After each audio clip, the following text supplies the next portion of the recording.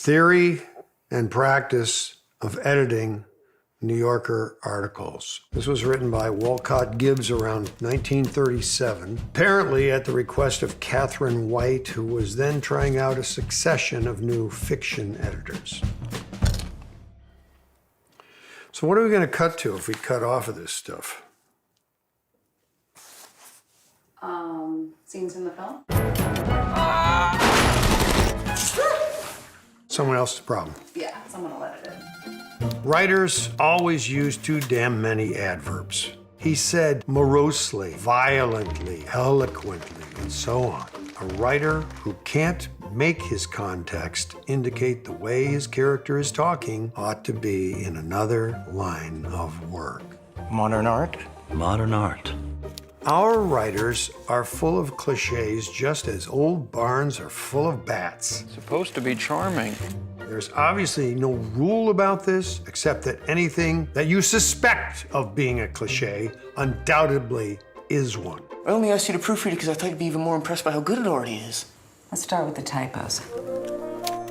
Pieces about authors, reporters, poets, etc. are to be discouraged in principle. Nobody gives a damn about a writer or his problems except another writer. Just try to make it sound like you wrote it that way on purpose. Editing on manuscript should be done with a black pencil, decisively. 1 hour to press. You're fired. Consider whether the last sentence of a piece is legitimate and necessary, or whether it is just an author showing off. It came to be known as the Night of 1,000 Slugs. On the whole, we are hostile to puns.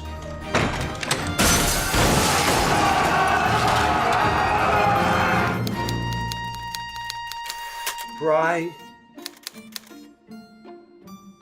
to preserve an author's style. If he is an author and has style.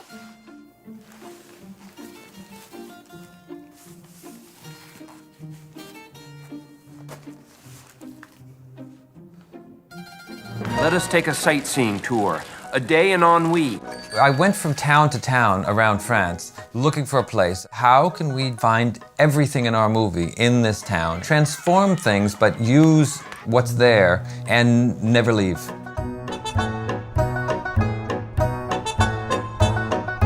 The French Dispatch is a portmanteau. It's a kind of omnibus film, a collection of short stories. Set in a fictional French city. Ennui sur blasé. The city is ennui. The city isn't Paris. You know, it's sort of an imagined or amalgamated version of different aspects of old Paris. So you can say it's France, but it's a poetic France. It's created and has elements from the past or from fiction. We're working in Angoulême, which is a beautiful classic old town. It's quintessentially French and it's architecturally, it's beautiful. It felt like it could be a period setting quite easily. It had levels. There's something just immediately gripping about a town with staircases and sloped roads and all these things. Ennui rises suddenly on a Monday. When I first read this script, it was clear to me that every sentence, as I read the first 30 pages, was an entirely new set. I immediately spoke to him and said, how do we do that? Well, it started with a substantial panic. And a realization that that's exactly what this was, that each shot was really defining a new set. I like how ruthless you are. It's part of your beauty, I think. The kidnapper's lair, and we were building a whole new building, but a whole new building on kind of a mountain in the middle of the city. Wes has kind of a great history of finding alternate studio spaces. The city of Angoulême became our sort of back lot. We took over this factory, and that became a de facto film studio in the center of town. Had a bunch of different factory bays, and we sort of took them over, and they were our different stages. And then we also had all of our workshops there, all of our storage there, and it became a studio. I mean, it really became an actual film studio, totally from scratch, without even electricity when we walked in the door. How'd you get out there? All the city of the town was working with Wes. The people of Angoulême, there's well over 1,000 residents of Angoulême who are in the movie. So they became kind of our partners. We have an animated sequence in there, which was all animated in Angoulême with people who live there and study there. This movie is obviously a tribute to France because all the visual references, they're like a real France, but they've been a bit twisted because they went through Wes's brain. It's all from research. Even though it's a kind of confection, it's sort of invented stuff and the fantasy element to it, it is basically all from research.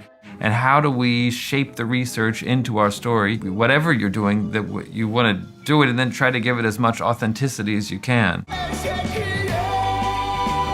What is this world? What fast-paced, detailed, symmetrical, wonderland in this guy's head are we all being brought on ship for, to cross seas with him as our captain? It reminded me a little bit of a pop-up magazine turned into film. The look of the film, the photography, the art direction, the attention to detail of the props, the wardrobe, the choreography between the acting and the camera. It's just very unique. It's just very Wes Anderson. He takes it to another level.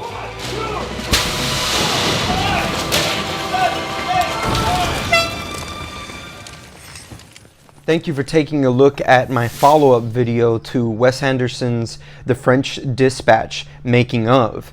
It was great today that we were able to see some really cool on-location scouting and how they were able to turn locations into like a period location. So it was really cool to see all that, especially as a filmmaker like myself. I hope it was informative for you as well. Go ahead and comment down below what was informative for you. And it was really funny to see Bill Murray kind of talk like how to, write like a New Yorker and stuff like that. Hopefully there was some really cool little tidbits there that you learned from. But let me know, again, what is your favorite Wes Anderson movie? And are you a filmmaker? Are you into copying Wes Anderson's style? Let me know in the comments down below as well. Hit the subscribe button, hit the notification bell. I'll be doing videos like this all the time here on this channel, including filmmaking unboxings and stuff like that, and 3D videos. So you can go ahead and find out more about 3D animation and 3D VFX and stuff on this channel too. So hit the notification bell, hit the like button on this video, and I'll see you here next time.